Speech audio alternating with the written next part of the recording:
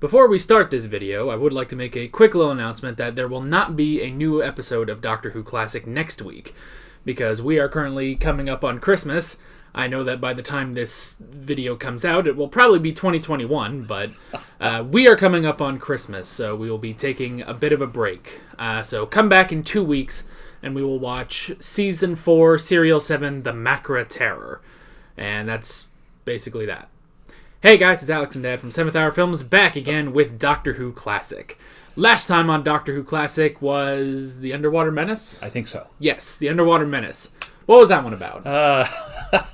Well, they found Atlantis. Yes. And it was, again, one of those, upper-level society, lower-level society fighting against each other. But inserted into all of that was literally a mad scientist who was trying to blow up the world because he could. Yeah. And the Doctor and Polly and Ben and some of the...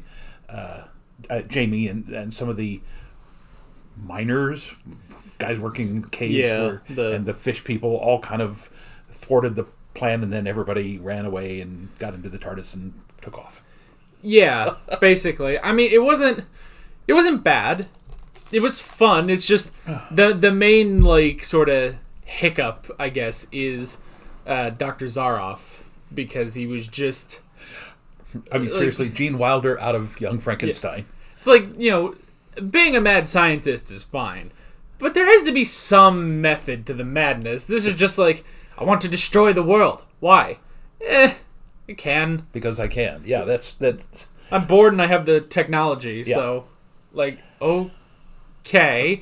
No progression, we just, apparently we missed a few things with this guy. He's just immediately that mad. And wasn't there some kind of connection that either the Doctor knew Zaroff, or he said, "Here, you need to get a message to Dr. Zaroff because he'll understand," or so. Anyway, it was kind of confusing. Yeah, he kind of recognized him. So I don't know, maybe because we kind of speculated, he's German/Russian/ Eastern European. Yeah, the old country, as they would say on Ed, Edd n Eddy. So, come from the old country? Yeah. So maybe it's maybe in World War II he was like a scientist or one of the wars that the Doctor knows about. Because I think this was 1980 or it was sometime, maybe it was in the 1970s. It was a little bit into the future, so maybe it was just someone the Doctor knew about. So, yeah, I guess. You should have known that he was that mad, if that was the case. But of course, that was just a palate cleanser, shall we say, before we had to watch Santa Claus Conquers the Martians. Oh, that's right. Now, technically, we recorded those. We recorded Santa Claus Conquers the Martians first, but I believe, did we release them or? No, it was. We recorded The Underwater Menace, and then I posted Santa Claus Conquers the Martians on YouTube. That was it. Yeah. So, once again, if you haven't watched our reaction to that, go watch that. Also, I think this will go out by the time... I don't know. I also did a reaction to Gremlins for Christmas. I specifically left you out of that. So, it's a relatively decent film. Yeah. Yeah, I have no idea if that's up on the channel by the time this goes up. So it could be, it could not be. Well, if it shows up, you can watch that too. But anyway, yeah. Merry Christmas, even though, again, this is probably January by the time this is posted. So who knows? And I just kind of wanted to say, we took some flack for the first couple of serials with Patrick Troughton in it. And he is growing on us. It's just that we were relatively shocked at how they did not introduce him as a very strong character right up front. Yeah. That literally the first two serials, we were just kind of going, where is this going? Why? Because we, in our stroll through Classic Who, we had seen several of his other things, so we know what he becomes. It's just, it was kind of unsettling to see the first introduction of him. And again, it was possibly because of the animations and the recons and everything, but it seemed to be a very passive character at first, and that really took us by surprise. Which Yeah, I've been talking with people about this on Twitter, and it is true that we do have such a unique perspective going into this because we have seen multiple episodes with the Second Doctor where he already has his, goofier sort of personality. It's like that's all very established. And then we go back to the first serial he did, and we're kind of judging it on what we have seen, which is just not how you're supposed to judge things. But still, it's all, I don't know. I still kind of hold to some of the criticism we had in that one. So, but that could also be the animation stuff, and eventually we'll rewatch the newer animation, see if that. Well, we do ask you to stick with us. We'll grow into it. I mean, by the Highlanders, he was pretty set, honestly. Like, he was a lot funnier, and especially with bashing the one guy's head into the table and stuff. So you have was it little Bugs Bunny cartoon with Elmer Fudd where he says doing the phrenology things. I've reads a bump on your head, and Elmer says, "I don't have any bumps. Don't have any bumps. We make somebody takes a hammer and hammers the guy on the head." So yeah, very similar. Yeah. So I mean, it's just one of those strange things. It's like, well, I would almost think that should have been his first serial, and then you go into the Power of the Daleks. So it honestly makes me wonder if that was the case, we'd probably enjoy Power of the Daleks a lot more. Even though yes, he still was a very toned back in that serial. Yeah. So, and I think the historical would have played well. I mean, I would suspect that the average British school child knew about the Battle of Culloden and knew about the whole, Scotland, England thing, because, I mean, that seriously goes back at least 400 years, if not more. So it just seems like, I understand that they brought in the Daleks because that was to keep people interested while they introduced the new Doctor, but I think the historical would have done that. Yeah, so, I don't know.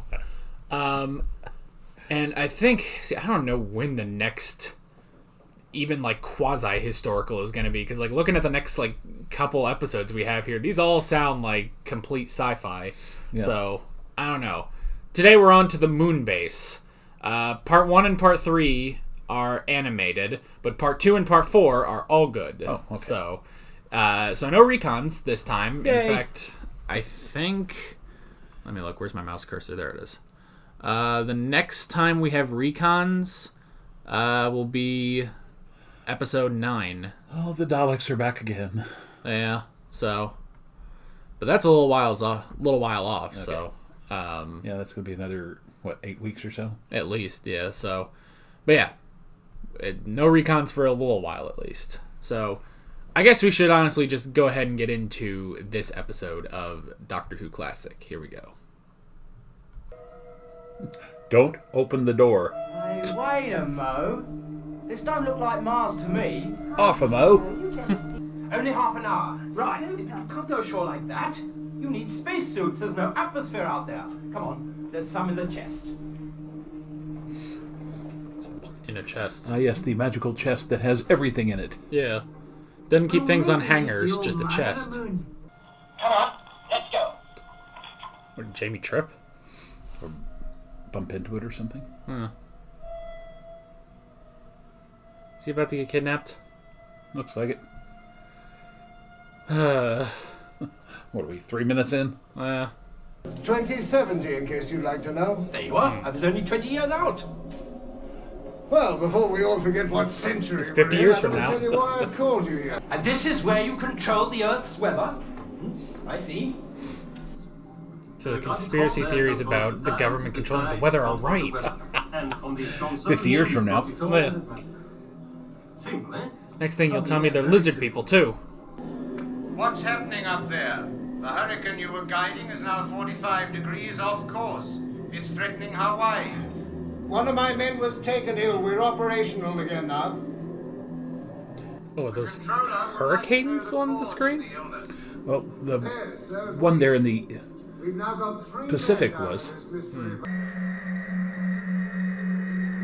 Well, when can we do that? They are The lizards. shuttle rocket's No. not for another month. Well, there are some coffee cups to clear away if you wish to be helpful. Right. And, Ralph, that is number 14, needs a hand down in the food store. Can you find a way there? Yeah, I'll find it. Goodbye. So it seems to be some kind of joint British and French venture. Well, I think it's right about this time that they were starting or planning the Channel Tunnel between Calais and Dover. Who is it? Can't you, big mate? For heaven's sake. Looked Don't go momentarily like a sneaking around. Cyberman. yeah, it did. Oh, you lot are veggie. You will be They too can't be late. back so Been soon. up here long enough.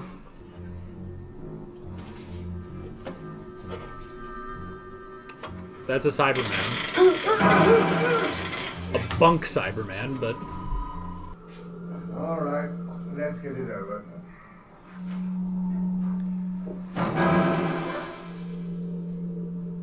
Is this someone's idea of a particularly bad joke? This is no joke, believe me. a fluffed pillow.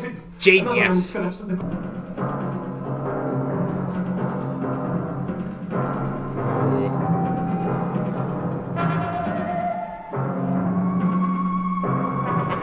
It's you.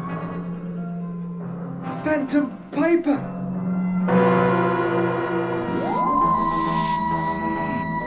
Certainly an upgrade. Yeah. They're looking a little better.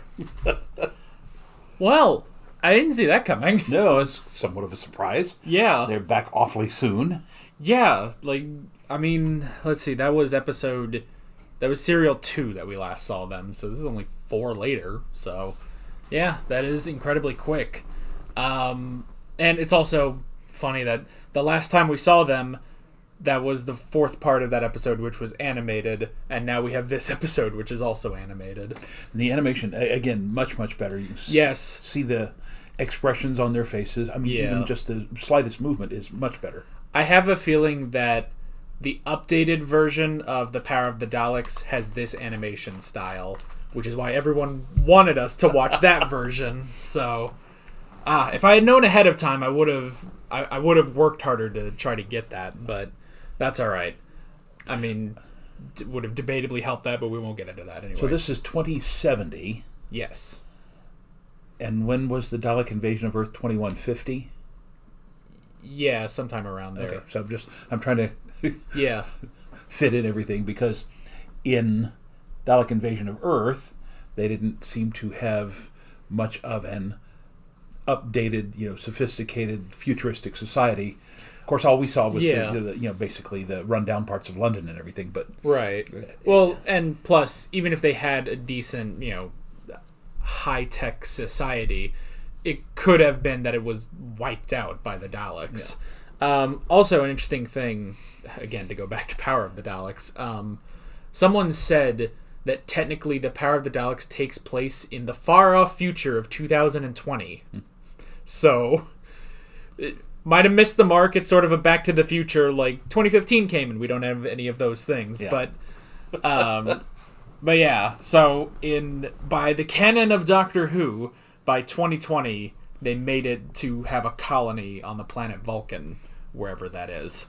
So, yeah, somebody suggested it was like between Mercury and Venus, or Venus and Earth. So, yeah, I don't know. I don't know either. It's the 11th planet after Mondas. So, okay, but yeah, I figured, because obviously we've seen Tomb of the Cybermen, and that's still about half a season off from where we are now. I kind of figured they didn't show up until then. But see, once they started showing hints about that, I was like, well, wait a minute. In that episode, did Jamie know about the Cybermen? Because he's in that episode. So, yeah, I don't know. I don't remember. But yeah, completely solid face rather than the like cloth face. Right, yeah. Leave me, I'll not go with you. You hear me? All right, quit your whining. Oh, I'll take one of the other bodies. We can't have any whiny Cybermen. Now, the med bay here, this is very similar to, again, Star Trek. Yeah. And this is basically the idea of taking what we knew about in 1967-68 and then just projecting it. The Cybermen were all killed when Mondas blew up, weren't they? Stop this Cyberman nonsense. There were Cybermen. Every child knows them. They were all destroyed ages ago. So we all thought. That's enough. Now let's have a little calm thinking. Well, that's nice that humans actually do remember the Cybermen. Completely unknown. Are you really a medical doctor? Yes, I think I was once. Polly, I think I took a degree once in Glasgow. 1888, I think. Lister. Hold that for me, will you? You know, a medical degree in the 1800s might be a tad bit out of date. Need to examine everything? Have you any Although, idea what it might be? No. Not Conan an idea. Doyle and But we'll Dr. find Bell got their degrees during that time period, and they ended up being, the template and the creator for Sherlock Holmes, so not all bad. Nah. We were just beginning to understand about anesthetics and germs and microbiology and stuff like that. I don't understand. Put on a shower cap. Stabilizing at 48, Mr. Yeah. Must be something to prevent radiation or something. Just on the head, though? Coordinates. Well, to prevent any kind of psychological damage rather than physiological. Right. Well, Yeah. right. All spot on. Right. Et là, qu'est-ce que vous fabriquez, imbécile, idiot? Vous n'avez rien d'autre à faire? Vous croyez que nous sommes en train de nous amuser? Gesundheit. Come on, get out of the way. That would be German. He was speaking French. Now, where were we?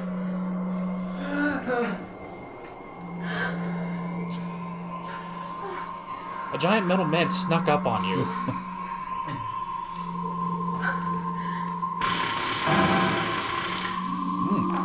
Electricity.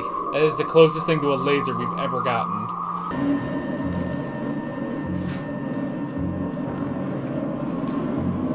Coming in through a hole instead of the airlock. The pressure's up again now. Yeah, sir. the- Thank heaven for that.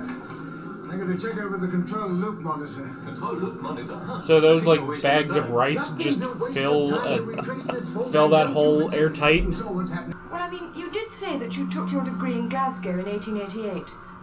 Does seem an awful long time from now, 2070 or whatever it is. Polly, are you suggesting that I'm not confident to carry out these tests? No. I was just wondering if there was anything that Joseph Lister didn't know in 1888 that might possibly help you now. Shh, somebody's coming.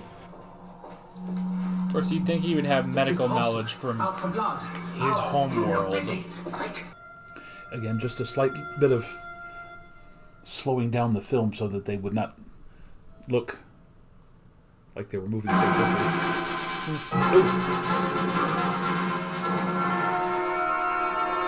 Like that.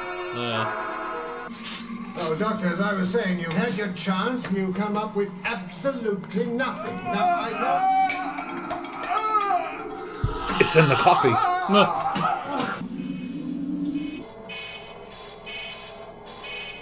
Nice animation. Yeah. Try not to touch his skin. Get some gloves. Wear a mask. Social distance. Come on, people. It's a Cyberman disease. Don't drink that! It's the sugar! Don't you see? That's why the disease doesn't affect everyone. It's the sugar. Not everyone takes it.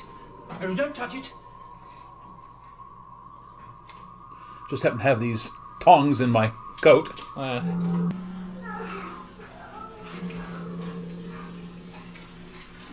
Get Jamie out.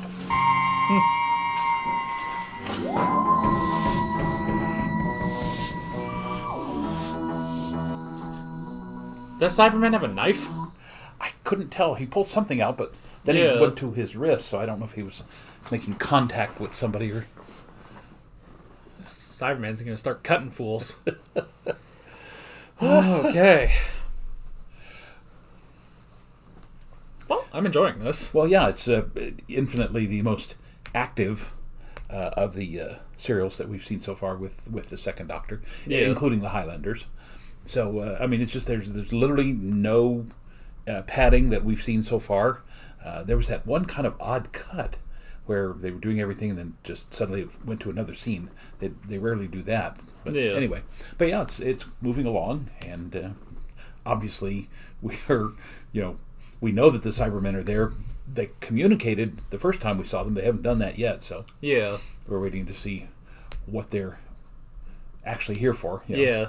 I'd be interested in what their voice sounds like now, because they had that sort of weird version of their voice in The 10th Planet which actually recently they've brought back the Mondasian Cybermen in modern Doctor Who, and it was a pretty identical voice. Yeah. So I remember in Tomb of the Cybermen, it was a lot more like robotic. Yeah. So for us, of course, we're great fans of Galaxy Quest, and the aliens in Galaxy Quest, they speak like this all the time, and that was very similar to that first Cyberman story.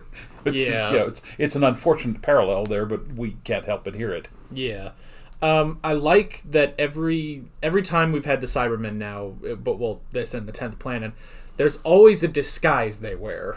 Because in the 10th Planet, remember, like, they had the guys, like, they go out to examine the TARDIS in Antarctica, and then they attack them, and then they take their cloaks so that when other guys come by, they turn around and surprise them, and it's like, oh my gosh, those cloaks actually worked. And they did the same thing here, just having a blanket over them. It's like, wow, Cybermen, masters of disguise, apparently.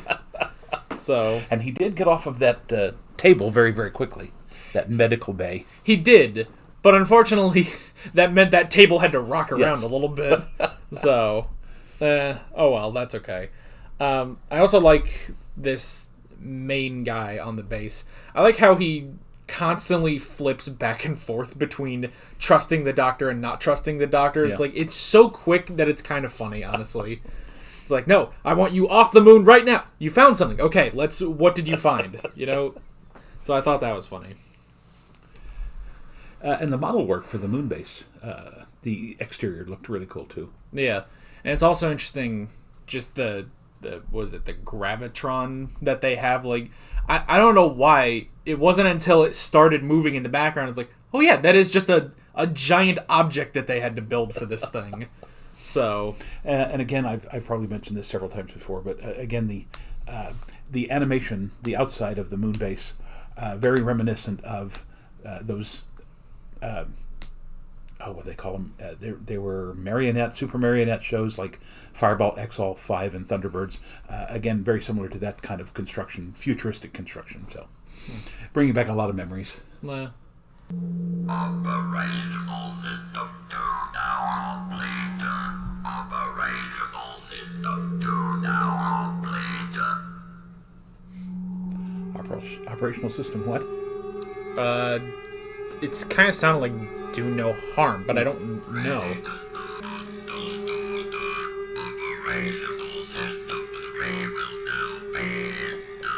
I'm not getting that at all. I can't understand what he's saying. Yeah, at least I could understand the last voice. You will now take us to the control center. I'll be damned if... You were saying?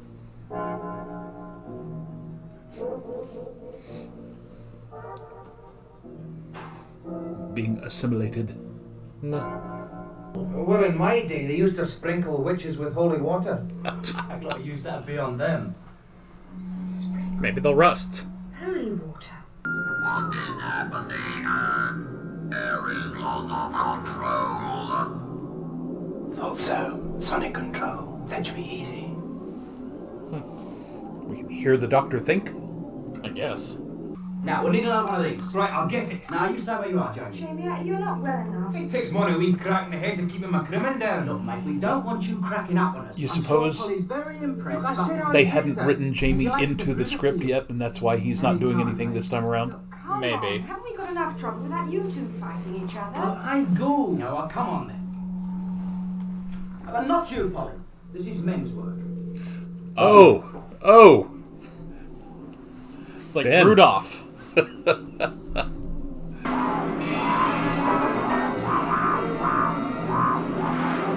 That's actually worked.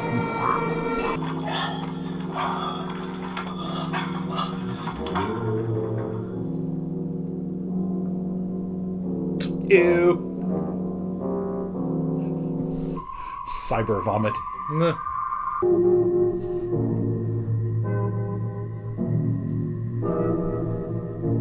Six, 7, 8, 9. There's at least 9 of them.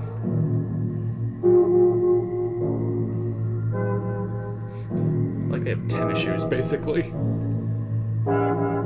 Okay, maybe there's a few more than 9. 6, 7, They're That one coming. was ready to T-pose, Everybody too. inside, quick! All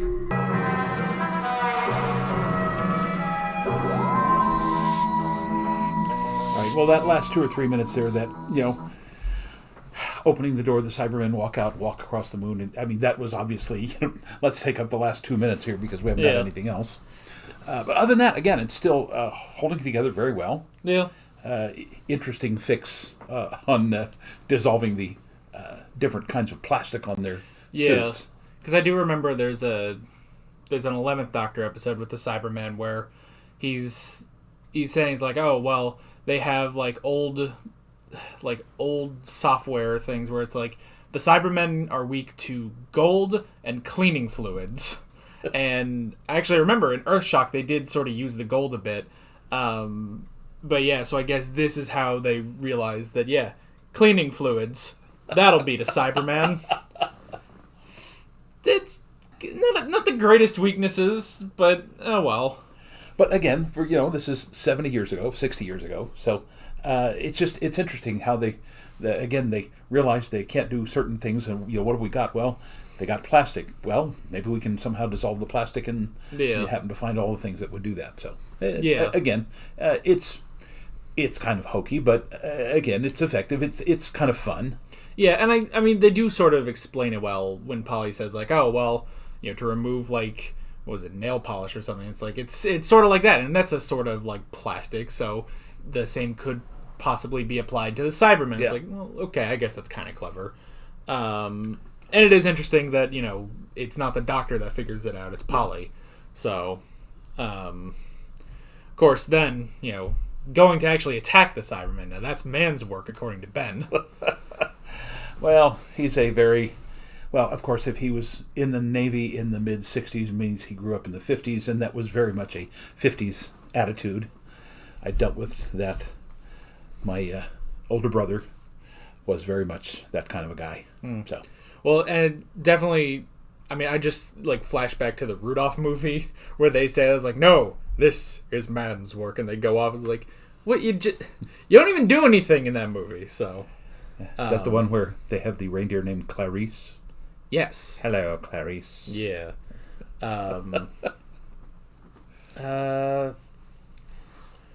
guess that's pretty much... Oh, I guess the only other thing I kind of thought about for this episode... So, we heard the Doctor thinking to himself and basically having a conversation with himself. Yeah. Which is weird.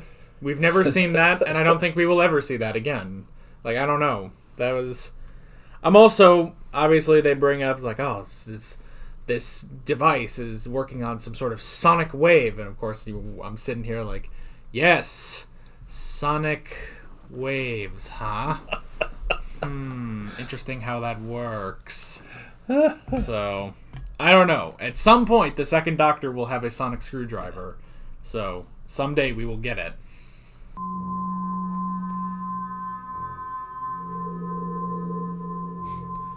Something to flatten that giant hair of his. Again, the pompadour was still a big thing in the 60s. It's a late 50s thing. Elvis and a lot of the rock and roll guys had the big hair like that. Johnny Cash. Now, if they're human components, why do they have 3 fingers? I don't know. Take out of the Doctor, he's in the dome. Right.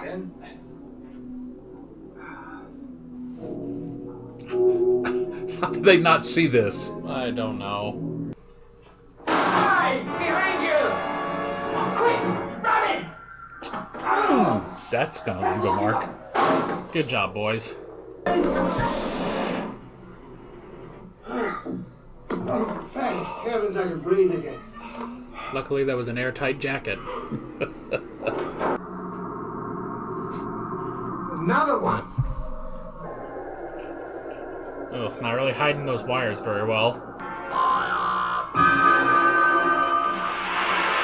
Ooh. That was a legitimate laser beam. I'm proud of them. Start moving the probe down.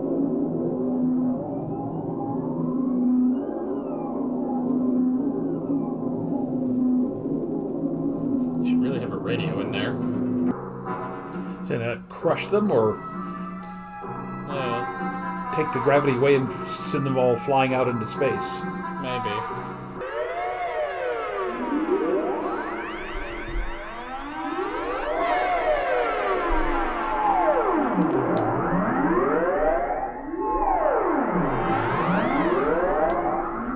Oh, there goes the spaceships. Tell Rinward we'll be operational in, about 2 hours. He won't like it, but it's the best we can do. Right. 2 hours, that's all we've got to get the world's weather back under control again. Then I think time to go. They are sneaking right out of there. Doctor. Both doors open? They gotta get those helmets through. Instead of the normal picture showing where we are, it gives you a glimpse of the future. The second sight. Very dangerous. Oh, nonsense. I haven't used it very much. It's not very reliable, as you can see. Doctor? Look!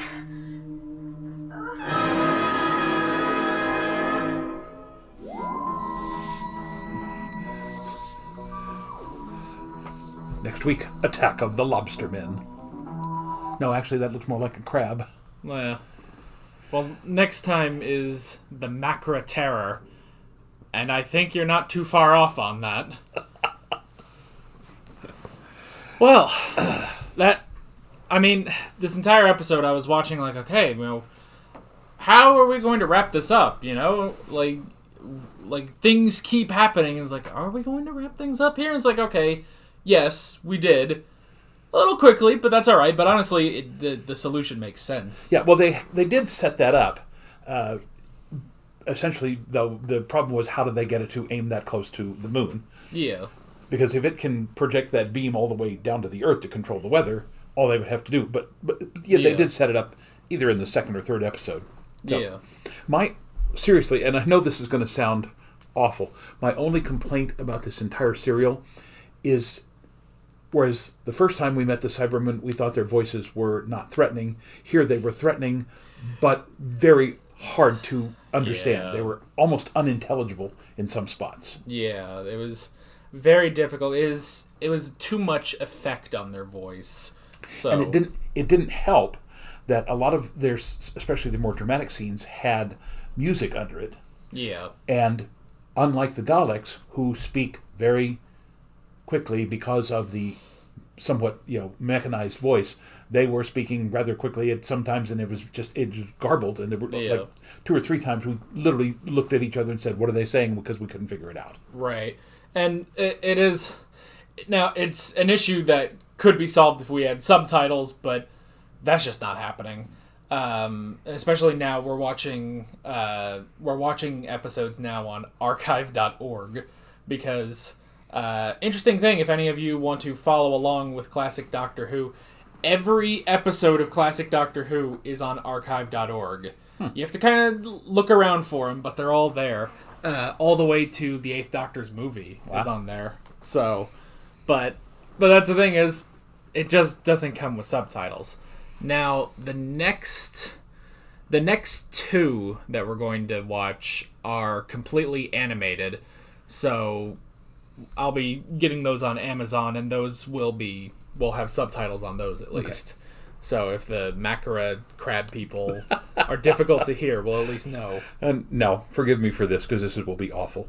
But if they are in fact going to be crabmen or lobstermen, will they be defeated with melted butter and a little bit of lemon on the side? Oh, yeah, they are. They're defeated when the Doctor founds Red Lobster. That's how it'll go down. All right. So again, overall, not a whole lot of padding. I mean, I thought the pace was very quick. Yeah. That one sequence where they were Cybermen trudging through the lunar soil. Yeah, that took about 2 minutes. But again, what else were they going to do? Again, trying to set up how there were now so many Cybermen that they surrounded the base, and that was I understand that, but it was somewhat boring. Well, but it's like, other than that, serial, all 4 episodes went very, very well. Yeah, and it's like in The Power of the Daleks when they have that whole that shot of all the Daleks. Like, they just want to show that they have. Although apparently, in the original episode, they didn't have that many Dalek suits, so there were like a lot of cardboard cutouts for there. So that actually works better in the animated. So, but we saw here, because episode 4 is complete, we did see that they had all those Cyberman suits. So, and the animation, the 2 episodes that were animated were very good. Yes, definitely. Which I get the feeling that the Power of the Daleks that we watched is more like Scream of the Shulka, where it's like it's sort of not great animation, but I think the updated version is more in line with this, which this was also the same style for the 4th episode of the 10th Planet, as well as the 2 episodes of the Reign of Terror that we watched. Yeah. So hopefully the next two animated episodes we watch are this sort of style. Yeah.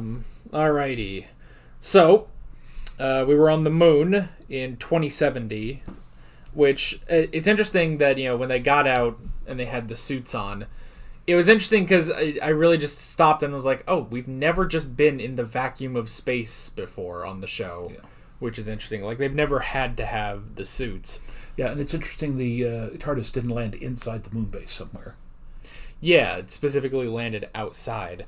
Now, there's another episode, a modern episode, where they land on this space station, but there's no oxygen at all. And they step out of the TARDIS, and it takes them a little while before they actually realize that there's no air, because the Doctor explains there's like a field around the TARDIS keeping in enough air, so you can't just sort of step out and look around. And when we watched The Waters of Mars, didn't the Doctor have to put on a suit to get down to the Mars base? Yeah, he immediately walked out with a spacesuit on. So now, I'm noticing here, and I kind of thought this before, when we were looking at the emblems on the jumpsuits, the work suits that the men were wearing, we saw the French flag and we saw the British flag, but I thought he continued to call one of the guys Niels, which Nils, that would be more of a Scandinavian thing. So you kind of get the idea that perhaps this was more of a like a pan-European Union sort of thing. This is before they called what they called it back then. They were just beginning to put together. I can't remember. Common market sounds about right, but something like that. Anyway, so yeah, maybe this was an idea to help spread. Again, this idea of the future that all the European countries come together to have this space program that helps control the weather, which benefits the entire Earth, which is kind of cool. And I think if we scroll through here, we'd probably see some other names other than just British and French. All right. Oh, just scientists. Well, it's just scientists then Cybermen. So, and it's an interesting idea of the whole, controlling the weather. You'd almost think like they would have that sort of device, like in an episode where I guess that's featured more. Like, they would be on Earth and then they have to deal with like, oh, the weather is changing all around the world, and we like see that how it's affecting the Earth. But yeah, I was rather surprised they didn't show typhoons and tornadoes and tidal waves and stuff like that. Yeah, that was kind of odd, but I mean, it still works. Like, okay, this is just what they're doing on the moon. It's like they're doing something important, and the Cybermen are trying to stop them. Let's see. We had the disease, which was the, I guess, first part of conversion to being a Cyberman, which is interesting, because they only hinted at conversion in the 10th Planet. This time, I guess. Although I suppose we didn't fully see anyone converted, but we did have them sort of being, I guess, almost possessed by the Cybermen. Yeah. So now the one guy they put in the helmet and started to do the conversion, but did we ever see him again? I don't know. Well, we didn't see like that helmet ever again, so I'm not sure. And then just the twist that there were Cybermen here. Like that got us. That got both of us, because this is called the Moonbase, so you can't really assume anything from that. And because we know that season 5 starts with Tomb of the Cybermen, I just kind of figured that's when they showed up again. And again, this may be part of that garbled talk that we didn't get. Did they ever explain where these Cybermen were from? Because several people said, "Oh, we've heard of the Cybermen, but they were all killed 50 years ago." And then, so we didn't. Did we find it? Was there any hint whatsoever as to where these came from? I don't remember. All I remember is Ben saying, like, oh, well, they were all destroyed with Mondas, so... Yeah, I'm not really sure. It's entirely possible that it was in one of the Cybermen's lines and we missed it. So if that is the case, then y'all can fill us in the comments. So, and I'm going to say, you and I have this habit that we always say, one line would have explained something. There really wasn't anything in, other than wondering where the Cybermen came from. There was nothing in here that needed to explain. This was a very well written, very down to the last little bit, so that we, other than where did the Cybermen come from, we have no questions about what was going on. Yeah, which is interesting because I'm pretty sure the writer Kit Pedler also wrote the 10th Planet. So it's interesting because I remember in 10th Planet there were like just a couple things which they weren't really story breaking, but there were a couple things like, wait, what is this? How exactly does this work? Why is Mondas? Just in general, why is Mondas? So, yeah. So, much better, Dr. Pedler, I guess. Yeah. This one was, again, a much tighter script and really didn't leave us, wondering any major problems with it other than, did we miss where they came from? Yeah. And I guess maybe part of it with the 10th Planet is working around the Doctor, because, the Doctor wasn't really involved with that. And then, I guess people said, like, Hartnell got sick for episode 3, so they had to quickly write him out, and they were lucky that he recovered enough to do episode 4. Yeah. So this time around, the Doctor is just in there all the time. Yeah. So let's see. Okay, we had the mention of the McCrimmon Piper, this sort of weird angel of death that appears to the McCrimmons before they die, and Jamie thought that would be a Cyberman, and then it wasn't. Well, he was delirious. Yeah. And again, I think we missed, but we assumed that what happened is when they were bouncing around, he somehow ran into the side of the Moonbase and knocked himself out. Because right. I don't recall seeing what exactly happened to him, and nobody said anything until they got up to him and said, hey, what's going on here? Yeah, it just sort of, I guess he did just sort of knock himself out and gave himself a decent concussion. So, and it does sort of sound like maybe if this was being written like, maybe it was like, after the 10th Planet, they were like, oh, the Cybermen. Okay, well, let's keep these guys around. Maybe they could be sort of our next Daleks. Yeah. And especially because, well, I was going to say we took a break from the Daleks, but I forgot about Power of the Daleks, so... it's like, okay, Cybermen, they could be our next Daleks, so, hey, maybe try working on something, and, like, we'll bring you back in and try to do an episode in there. So,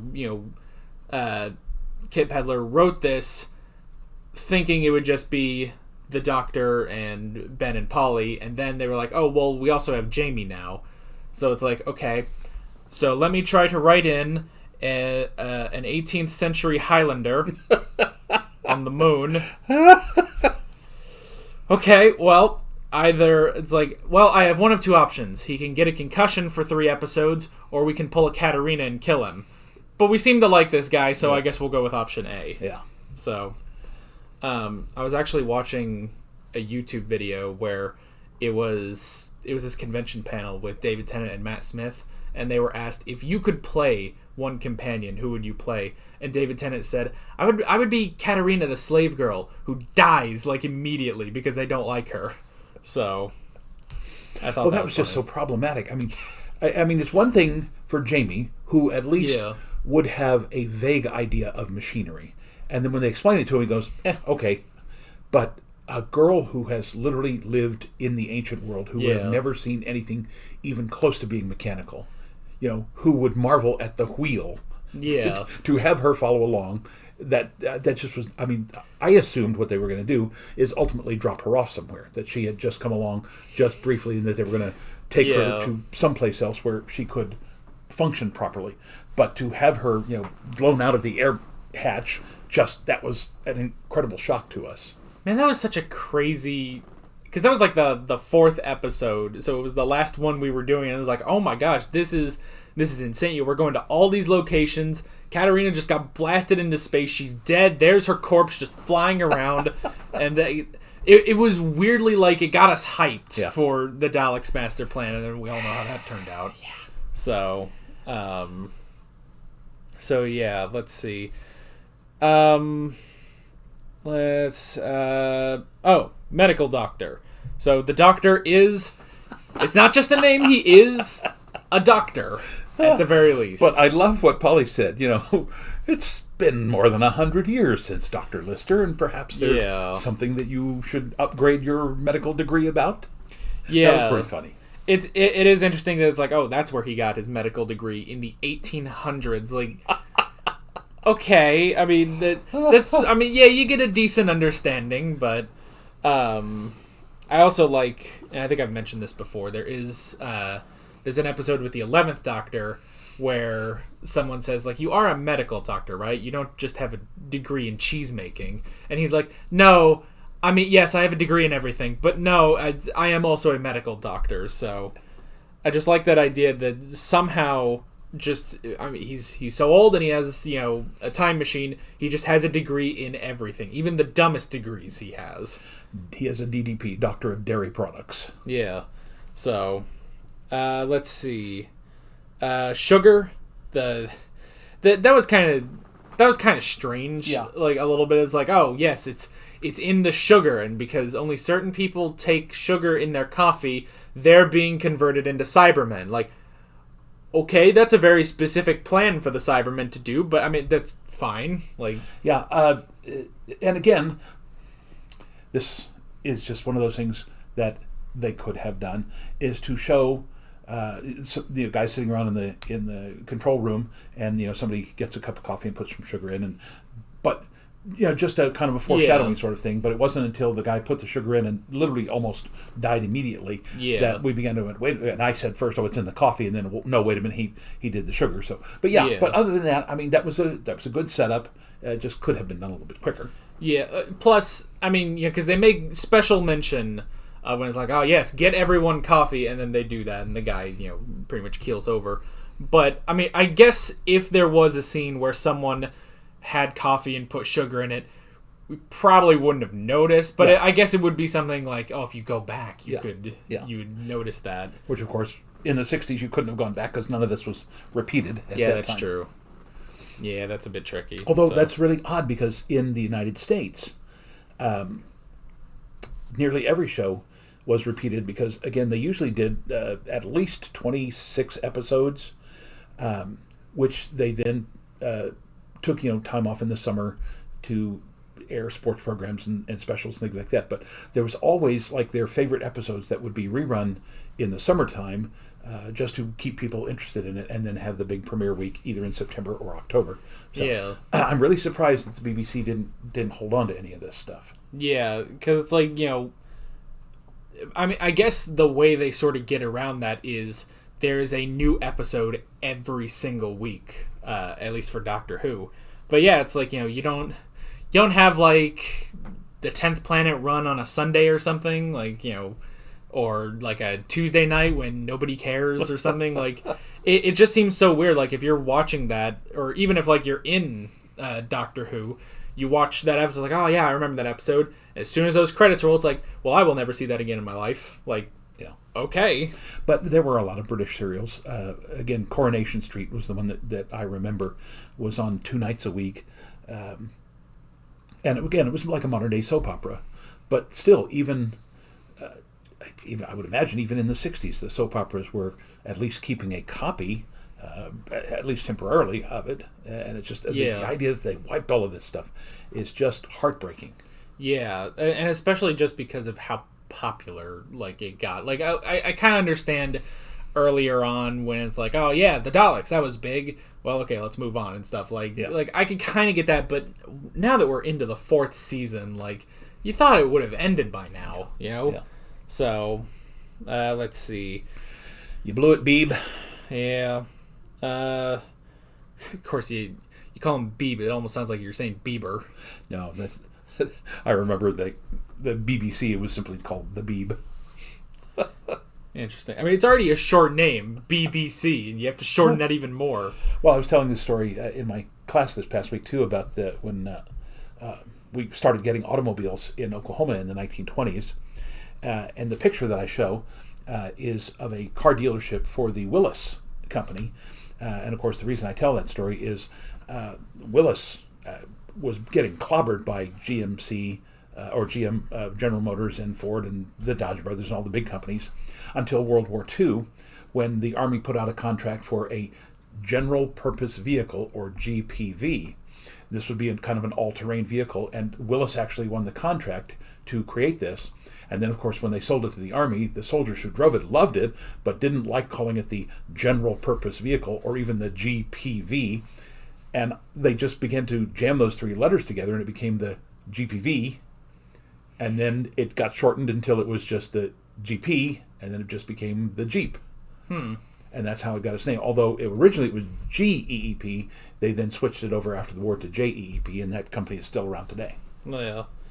Well, it's come for the Cybermen, stay for the Jeeps. Yeah. Well, but yeah, it's just an interesting thing of just how lazy you would get. It's like calling me Al. Yeah. It just is, at a point, it's weird, you know?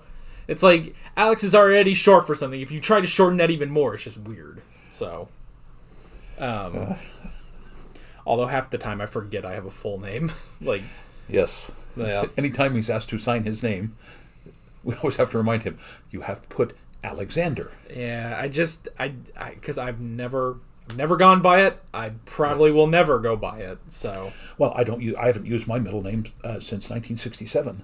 You know, I have the same name as my grandfather, and on my birth certificate, I am the second.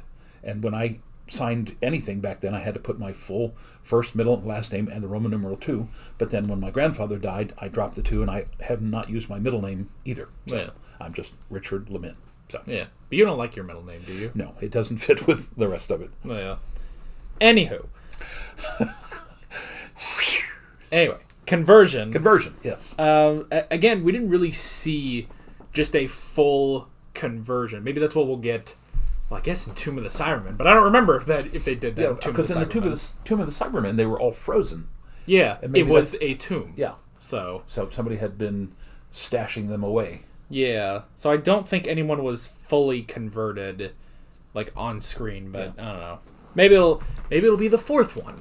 So, let's see. We had the acetone, the cleaning fluid, which again that is clever, and yeah, it wasn't the doctor that figured that out. It was Polly, which is good. And again, she in addition to serving coffee, again is fulfilling what I was hoping they would do with her, which is she's a very smart woman. Obviously, if she's the secretary of this incredible scientist, so she's not a Susan, and she's not the helpless damsel in distress. Even more than Ben, she is taking charge in these situations. Yeah. Interestingly, when I do, like, when I upload videos, I in the tags on the YouTube videos, I put, like, the character names. So when we first got Polly, I didn't remember if she had a last name or not, and technically she doesn't. But when I looked up Polly, it said Polly Wright, like Barbara Wright, and I was like, I wonder if that's a tie-in or something. Like, maybe in the audios they tie that in. I don't know, but so she's definitely more living up to Barbara than to someone like Susan. Yeah. Although she hasn't started beating fools. So, actually, right now I'm going through videos from 2020 for the Best of 2020 compilation, and I wanted to have a whole segment of every time we mentioned Barbara the Warrior. And it starts at, like, episode 5 and keeps going. And I've got a lot to go through if I'm going to find them all. And I'm going to try to specifically remember this one, too, now. So, anyway. Again, we had the doctor thinking to himself. Yeah, that was kind of... because... hidden down behind the console there, he could have just spoken all of that and nobody would have heard him, and the Cybermen weren't paying attention. Right. So it was just kind of odd to hear him thinking and then answering himself and then thinking and answering himself. It's just, it was unusual, but it was fine. Yeah, I mean, it's kind of interesting, like, it's like he's basically having a conversation with his own mind. And it's like, okay, so, this is sort of his thought process. But it was a little weird because we've never had either of the doctors, do that. So I just thought about what might have been cool is if they had gotten Hartnell to do the voiceover. I mean, he couldn't have been physically on stage, but record a couple of lines. That would have been kind of interesting to have him talking with his previous self.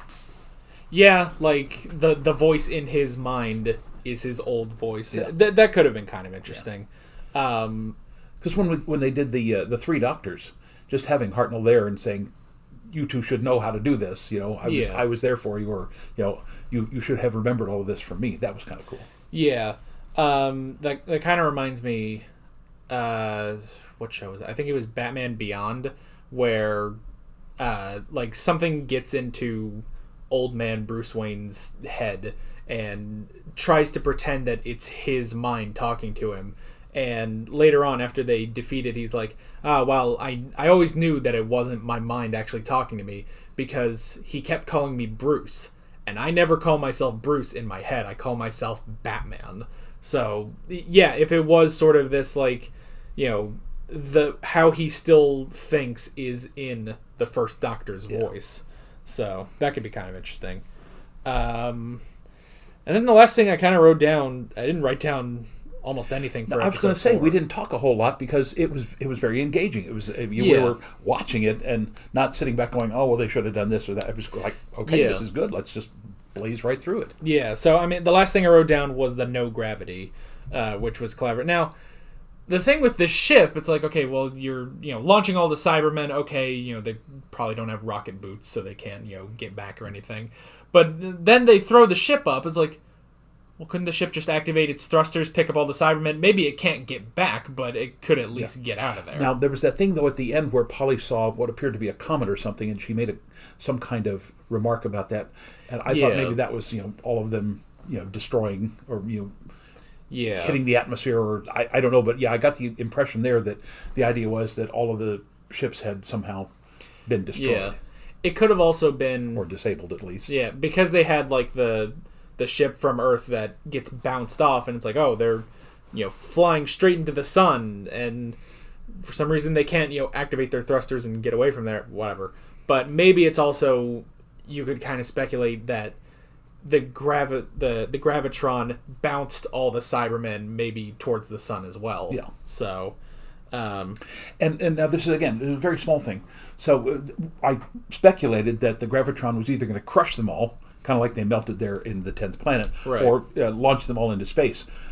But I realize they don't have emotions. I realize they don't have feelings or anything. But the fact that they all went silently, that there was no response, vocal response from them going, wait, what's happening? And just something that would have indicated that they were aware that they had failed, and spectacularly, and that the Doctor had beaten them again. Yeah, because they also recognized the Doctor when they showed up, like the Daleks.